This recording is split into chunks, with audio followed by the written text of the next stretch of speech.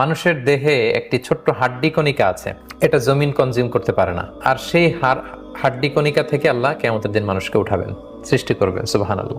সাহাবারা বললেন, আইয়ু আযমিন হুয়া ইয়া রাসূলুল্লাহ, হে আল্লাহর নবী, তাহলে সেই হাড় বা হাড্ডি কণিকা সেটা কোনটা? বিষ্ণু সাল্লাল্লাহু আলাইহি ওয়াসাল্লাম বললেন, আজবুয যানাব, ইংরেজিতে বলে ককসিক্স, ইংরেজিতে ককসিক্স বা টেইল বোন, বাংলায় বলে পুচ্ছাস্থি। পুচ্ছ মানে লেজ আর অস্থি মানে তো হাড়। ককসিস হচ্ছে আমাদের যে স্পাইনাল কর্ড আছে শির দ্বারা বা মেরুদণ্ডের একেবারে নিচে, আমাদের স্পাইনাল কর্ডের একেবারে নিচে টেইল বোন, যেখান থেকে বিড়ালের লেজটা তৈরি হয়, যে জায়গা থেকে বানরের লেজ, গরুর লেজ যেখান থেকে শুরু হয়, ওই জায়গাটাতে আমাদের ব্যাকবোনের নিচে ডাক্তারের পরিভাষাটাকে ককসিক্স বলে।